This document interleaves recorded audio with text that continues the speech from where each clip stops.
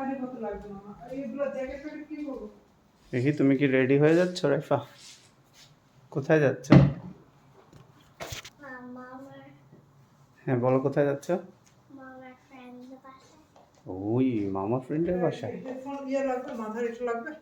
নিয়ে রাখো, যদি তোমাদের তো ঠান্ডা লাগে না। ঠান্ডা তো নাই আজকে। Hot, yes, I know. Who's in the door? Check করো। Yes. রাইফা, ব্যাগ নিছো? No one.